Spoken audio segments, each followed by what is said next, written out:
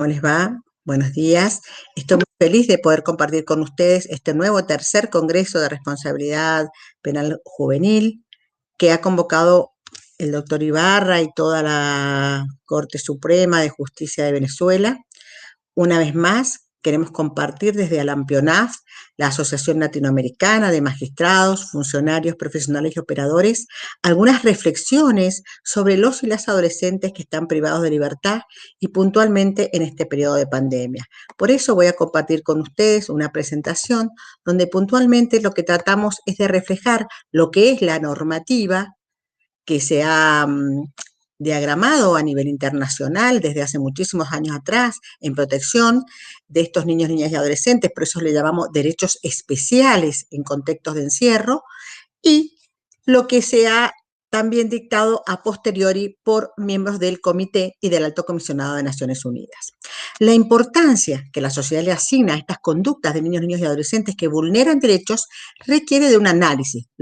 ¿sobre qué? Sobre el sistema de ejecución de medidas de protección educativas y sanciones, y sobre todo ahora en este contexto, como decimos, de encierro. Un encierro que no es solamente de ellos, sino que es un encierro general.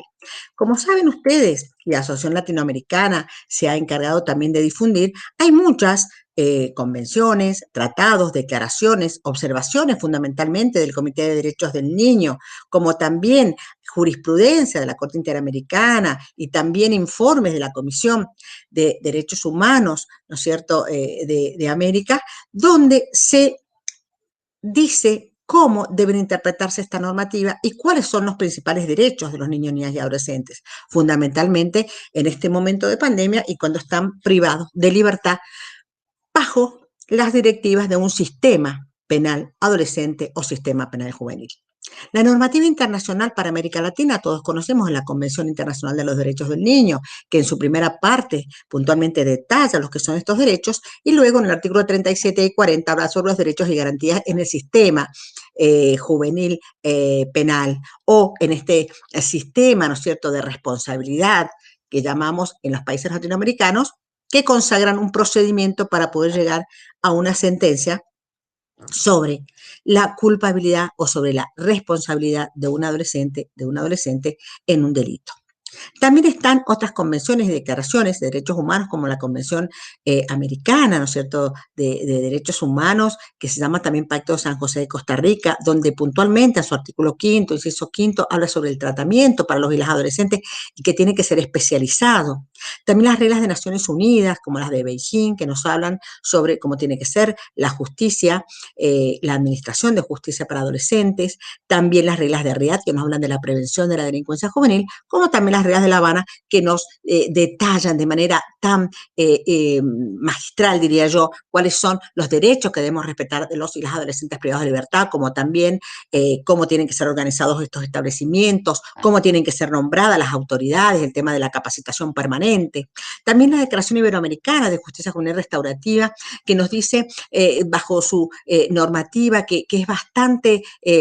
profunda, pero que también es concreta sobre cómo debemos actuar, como también el decálogo que pretende ser una convención para que sea obligatorio, y se caracterizan fundamentalmente por reforzar la posición legal de los niños y niñas y adolescentes, ¿no es cierto?, en cuanto al reconocimiento de garantías, derechos, debido proceso y una respuesta restaurativa. La Declaración Iberoamericana sobre Justicia Juvenil Restaurativa tiene principios que todos debemos conocer, y fíjese que es desde el año 2015 que estamos peleando, luchando, por decirlo de alguna manera, para que estos principios se hagan realidad,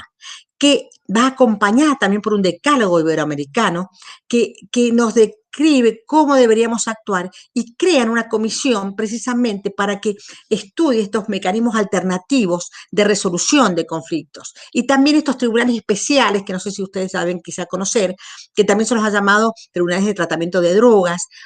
y o, ¿no es cierto?, de justicia terapéutica, porque habla precisamente de aquellas situaciones en que adolescentes, en que personas adultas tienen problemas de consumo, y puntualmente lo que trata el juez es no solamente de resolver sobre esta responsabilidad por el hecho puntual, sino fundamentalmente de resolver sobre su situación personal y sobre qué necesita para superar este flagelo del consumo, que muchos adolescentes tienen también un padecimiento en este sentido, y debemos arbitrar los medios para que ellos tengan primero, en principio, una prevención para no llegar a este consumo problemática y también después, ¿no es cierto?, una asistencia adecuada.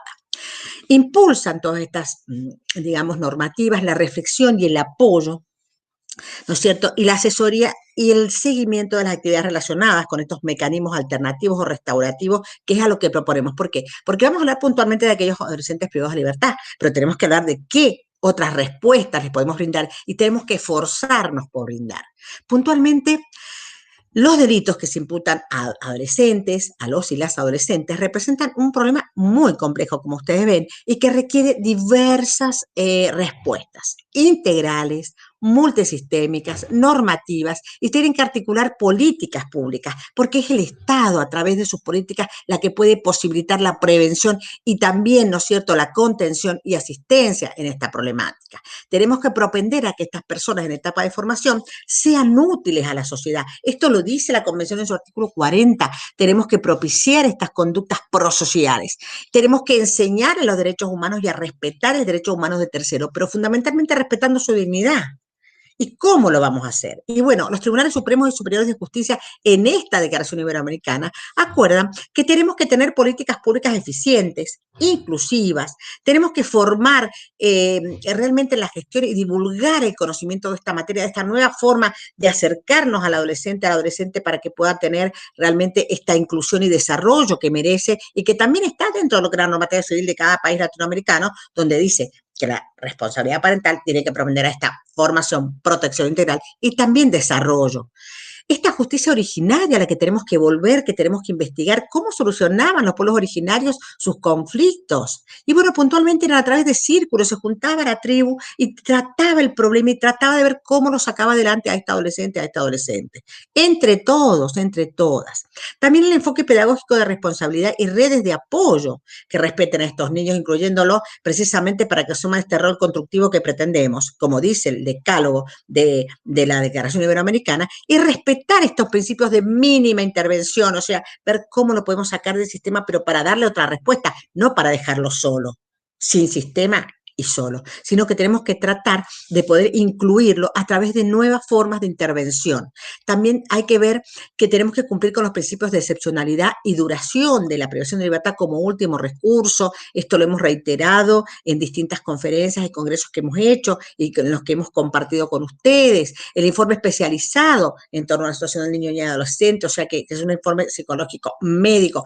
¿Cuánto nos puede decir un médico? ¿Cuánto nos puede decir un psicólogo o un trabajador social o pedagogo sobre qué necesita y sobre cuál es la situación del niño o la niña? También esta revisión periódica de medidas aplicadas a estos niños y adolescentes. También un sistema de seguimiento y control. Y también que la reiteración de hechos no significa que el niño va a volver para atrás y lo vamos a privar de libertad, sino que vamos a ver por qué fallamos en ese seguimiento, en ese plan individual que habíamos elaborado para que esta adolescente no vuelva a reiterar hechos y sin embargo los reitere. Bueno, no es de, lo reiteraste, fracasaste, no, fracasamos. ¿Qué hacemos como profesionales? Aplicar este principio de mínima culpabilidad, esta necesidad de desincriminar ciertos hechos punibles, de despenalizar estos delitos de bagatela, de desprisionalizar los establecimientos, que no sean prisiones, que sean centros educativos donde se logren estos objetivos. Todos sabemos que no es así hasta ahora, que hay muchos lugares que dejan mucho que desear, por decirlo de alguna manera, que hay muchas cosas que cambiar.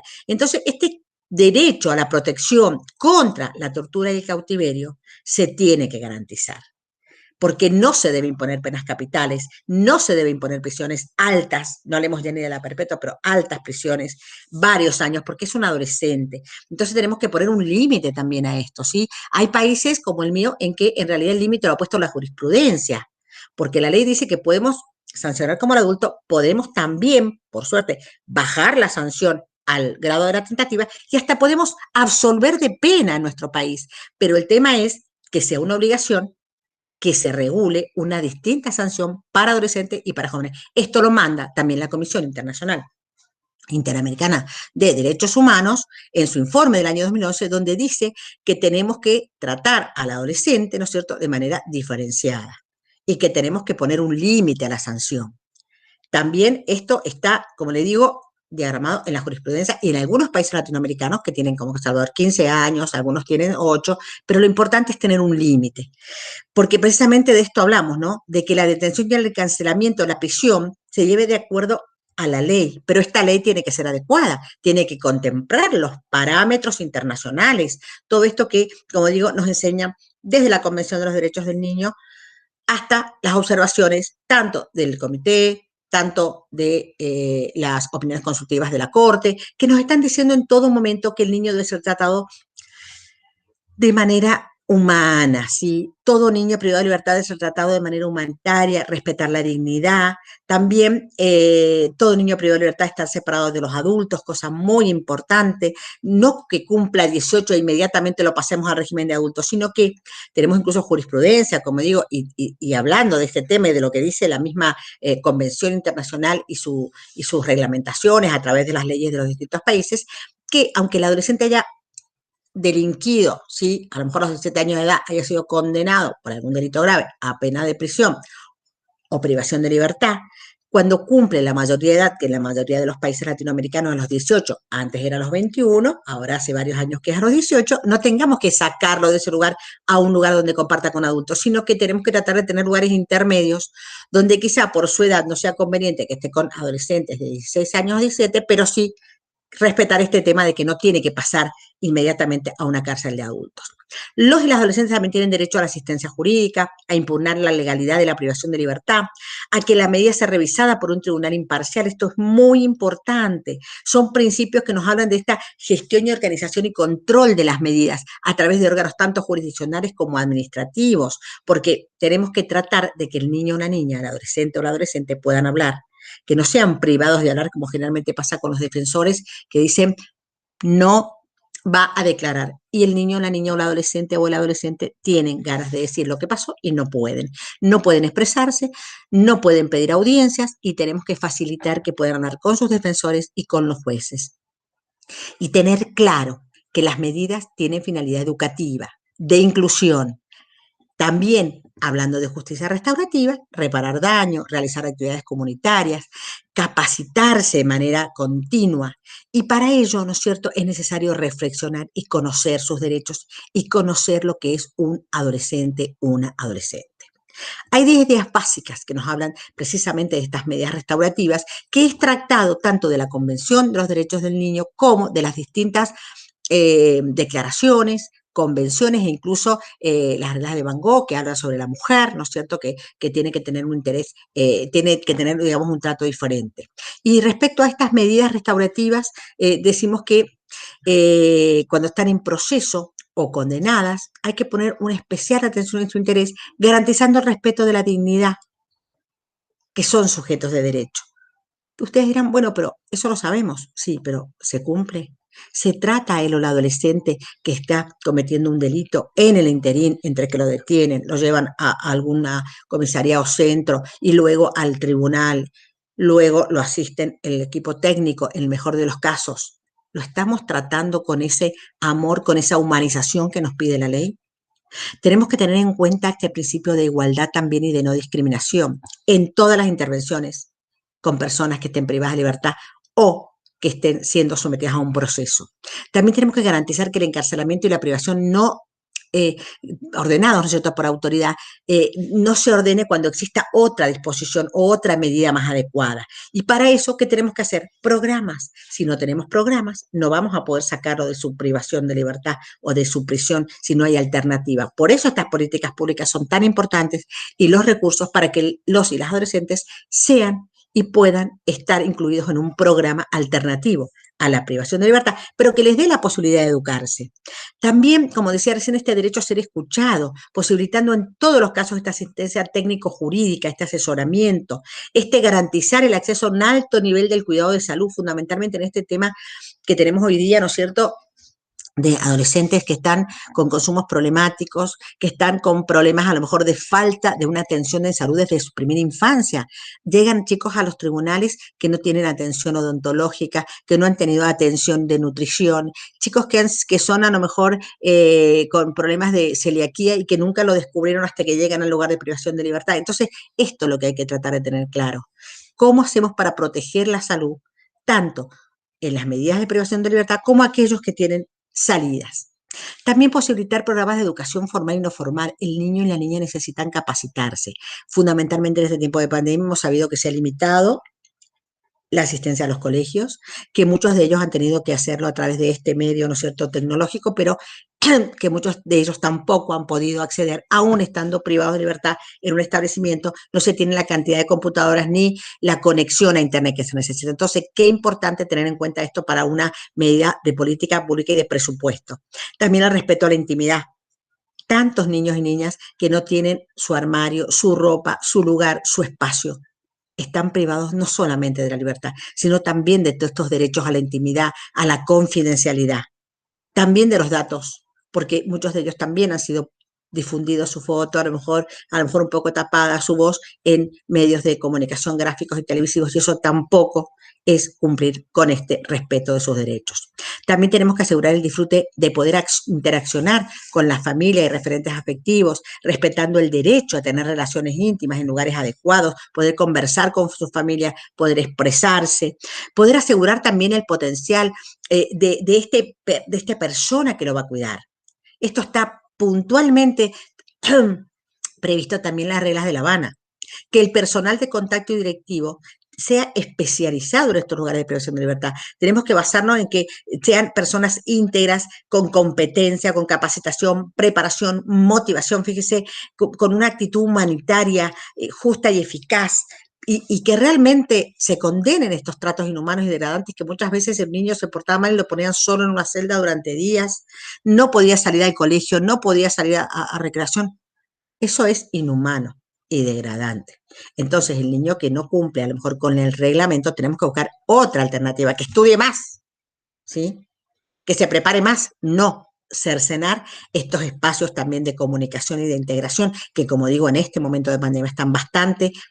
cercenados. También tenemos que posibilitar con recursos suficientes la creación de programas restaurativos que aseguren que el sano desarrollo, como estamos hablando, la dignidad, promover el sentido de la responsabilidad, infundir actitudes y conocimientos, pero todo esto lo tenemos en el discurso, pero ¿cómo hacemos para que prácticamente a esta adolescente, a este adolescente, le brindemos este servicio? Y puntualmente, como digo, teniendo espacios de recreación, espacios de contención, espacios educativos, espacios donde puedan ellos ver otra forma, que se los trate con ese cariño, con ese amor, con esa dignidad, para que ellos también puedan reflejar esto que aprendieron en sus distintos lugares de pertenencia. También la justicia y las instituciones del Poder Ejecutivo, sobre todo aún en este contexto de COVID, debe propiciar que cada adolescente entienda las consecuencias directas e indirectas de sus actos, por eso digo, ese hablar con él, que asuma la responsabilidad de sus acciones, que se vincule con programas que faciliten su desarrollo integral, que se posibiliten las condiciones de encierro. Pero, ¿cómo podemos posibilitar que estas condiciones sean buenas? Y bueno, puntualmente, las organizaciones de Naciones Unidas proponen que se respeten las directrices esenciales para incorporar la perspectiva de derechos humanos en atención a la pandemia. Ustedes pueden ver la página de la Asociación Latinoamericana, de la AMPLIONAF, www.alatinoamericana.com.ar, donde van a tener todos los instrumentos que ha sacado tanto el Alto Comisionado como el Comité de Derechos del Niño sobre el tratamiento y cuáles son los derechos en época de pandemia de los niños y niñas y de todas las personas que están privadas de libertad o en situación difícil. Estas resoluciones de directrices esenciales, como del Alto Comisionado, como del Comité de los Derechos del Niño, vamos a ver someramente en esta charla, pero es importante que ustedes las puedan leer y por eso les ofrezco que están dentro de la página de la asociación. Puntualmente, ¿cómo comienzan estas directrices? Y bueno, con las palabras de Michelle Bachelet, que ha sido presidenta del vecino país para mí, Chile, y dice que nuestros esfuerzos para combatir el virus no darán resultados a menos que apliquemos un enfoque holístico. Hasta ahora tenemos 8 meses y hay doble pandemia prácticamente. Esto significa que debemos proteger cuidadosamente a los sectores más vulnerables y desfavorecidos de la sociedad en términos médicos como económicos. Qué importante. Qué importante que aquellos que no tienen puedan tener este acceso. Y respecto a las personas privadas de libertad, esencialmente, para afrontar la crisis, esencialmente las autoridades deben examinar la manera de poner en libertad a los individuos, especialmente a los más vulnerables, y sobre todo a los y las adolescentes. Nosotros dentro de nuestro espacio, es cierto que se han revisado las medidas y aquellos que pueden tener una posibilidad fuera, tienen que tenerla, pero es importante tener claro que cuando no tienen afuera la posibilidad de la protección de la salud y el delito es grave y merece una especial atención de los organismos del Estado, tiene que permanecer, pero con las garantías suficientes para poder desarrollarse como venimos diciendo. Entonces, debemos tratar de que se reduzca la población privada de libertad, ¿sí? Una liberación más temprana, en los casos, como digo, que se pueda dar, y también dice el Comité de Derechos del Niño, en el cual tenemos el orgullo de tener al venezolano, al doctor José Ángel Rodríguez, que es una gran preocupación para ellos. Y este documento nos hizo llegar en el mes de abril, o sea, apenas salido, y yo le agradezco muchísimo su atención, porque es la forma de capacitar, es la forma de difundir qué se piensa aquellos que están para esto, ¿no? Para poder declarar y decir cómo se debe actuar. Entonces ellos hablan de que están afectados física, emocional y psicológicamente muchos niños y niñas en América Latina. Y también que hay que proteger a los niños cuya vulnerabilidad se ve aumentada por las circunstancias excepcionales que estamos pasando, que hay que liberar a los niños de todas las formas de detención en lo posible, que hay que brindar oportunidades para que las opiniones de los niños sean escuchadas, que también hay que ver qué medidas alternativas podemos tomar para no restringir estos derechos, que todos los tenemos restringidos porque sabemos cuántos de nosotros no han podido salir de su casa en meses, sobre todo aquellas personas como yo que tienen una edad en que decimos, bueno, hay que cuidarse más, pero los adolescentes y las adolescentes también se tienen que cuidar. Por eso, en caso de salir de sus lugares de privación de libertad, tenemos que tratar de que ellos estén protegidos en su espacio, en su hogar, y que puedan tomar conciencia de la gravedad de la situación que estamos viviendo y de las crisis emocionales, económicas. Por eso es muy importante respetar estos principios de legalidad, de necesidad, de proporcionalidad, de temporalidad, que están dirigidos a evitar que medidas como el estado de excepción o emergencia sean utilizadas para tenerlos sin salida, más tiempo del que en realidad merecen estar privados de libertad y de forma desproporcionada. Por eso es tan importante, como digo, revisar las medidas y en caso de poder salir, salen, pero si no pueden salir, ¿de qué manera logramos que se puedan respetar estos derechos a la dignidad, a la integridad, al contacto familiar, a la salud, a la educación? Entonces, es muy importante que se garanticen y que los procedimientos judiciales realmente no se suspendan, deben seguir, sobre todo cuando son adolescentes. De esta manera se está haciendo, donde a través de videoconferencias se hacen las audiencias preliminares o los juicios, las intervenciones de los defensores o ese contacto con el adolescente también a través de estos medios, posibilitar que todos los niños y niños tengan estos medios tecnológicos para poderse realmente relacionar y comunicar con los organismos judiciales y de defensa. Estas garantías deben ejercitarse aún en este marco. Y tampoco tenemos que suspender las garantías judiciales, tampoco tenemos que suspender los recursos idóneos para poder realmente cumplir con el respeto de los derechos de las personas. También hay que asegurar que cualquier restricción o suspensión adaptada tenga sustento en la mejor evidencia científica, o sea, hay que tomar medidas positivas necesarias, hay que garantizar que los defensores y defensoras de derechos humanos puedan realizar su labor de defensa aún en este momento de pandemia, fundamentalmente dando los servicios técnicos, dándole la posibilidad de conexión, que es lo que más está faltando en muchos lugares de Latinoamérica, y también adecuar las condiciones de detención, como digo, en lo que respecta a salud, educación, saneamiento, medidas de cuarentena, para impedir el contagio entre las personas que están dentro de los lugares de privación de libertad. Y también establecer protocolos que garanticen, como venimos diciendo, respeto de estándares internacionales que tienen que ver con la comunicación, con la visita, con las salidas, con las actividades recreativas, laborales, de cuidado personal. Algunos centros han posibilitado módulos de enfermería, como pasó en mi provincia, y la Organización Mundial de la Salud expresa que las personas privadas de libertad pueden ser más vulnerables a la epidemia de coronavirus que la población en general debido a las condiciones de confinamiento y de falta de este distanciamiento social del que todos hablamos. Entonces recomiendan, como ya venimos diciendo, una alternativa a la privación de libertad y precisamente estas medidas educativas que se tengan que cumplir, como el hecho de tratamiento médico, psicológico, psiquiátrico, adquirir oficio, matricularse, asistencia obligatoria a lugares de educación e incluirlos en programas. Por eso, tan importante, como dijimos recién, en programas que los puedan contener cuando tienen una adicción o un consumo problemático. ¿Cómo se cumple? Bueno, lo incluimos en sistemas de tratamiento, se coloca al niño o adolescente en régimen de guarda por programas especiales, que traten de abstenerse de tomar este tipo de vida y que los tribunales tomen una estrategia más terapéutica que sancionadora, ¿sí? Por eso es importante que tratemos de que los profesionales, ¿no es cierto?, promuevan a las adolescentes, a sus familias, que los orientemos y que se le pueda solicitar al juez otro tipo de alternativas, pero para ello se tienen que crear estas alternativas y se tiene que dar la posibilidad de que el juez las pueda optar. Y tener para cada niño un plan individual para respetar estos derechos consagrados, ¿sí?, y que están tanto en el procedimiento como en el régimen disciplinario, prohibiendo de toda manera, a toda instancia, ¿no es cierto?, la aplicación de encierro como medida sancionatoria de mala conducta, sino que realmente esta privación de libertad tiene que ser motivada en toda la evaluación integral del o la adolescente. También, como dije recién, esta comunicación tiene que tratarse de hacer por las vías tecnológicas con la familia. Tenemos que tratar de que puedan colaborar y seguir, ¿no es cierto?, siendo cuidados en su higiene, en esta convivencia, en estos espacios reducidos, que tengan la posibilidad de lavarse las manos, que puedan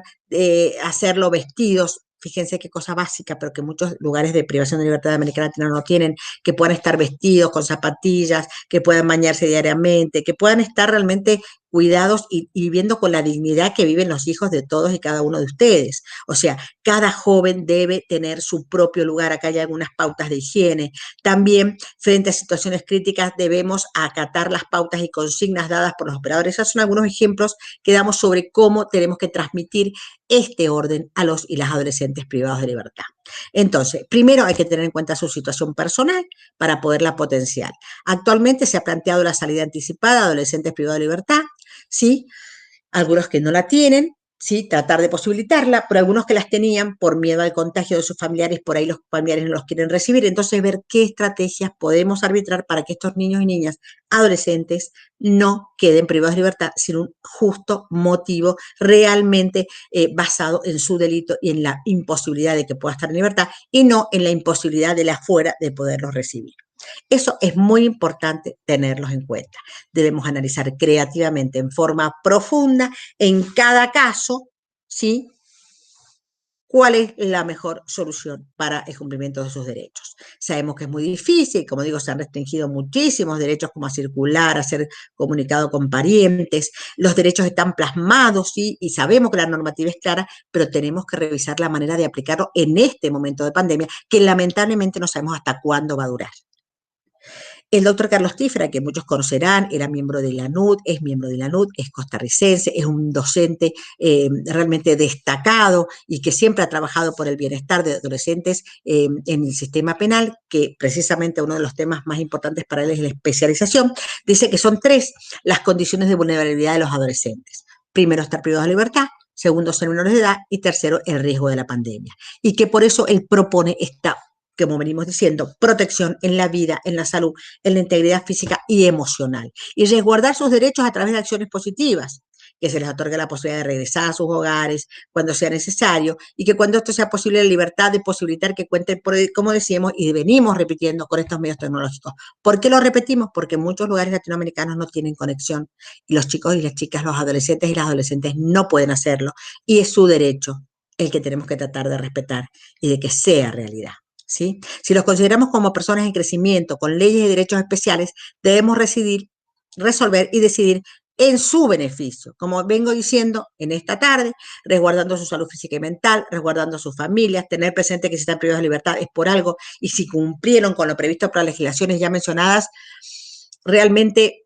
tenemos que tratar de que o salgan en libertad o tengan las condiciones dentro de sus lugares de privación de libertad, por supuesto siempre teniendo esta como último recurso. Y como siempre decimos, y también en esta pandemia, en nuestra querida Alampionaf, asociación que nuclea a todos los que trabajan en infancia, a los que invito a integrar, a asociarse,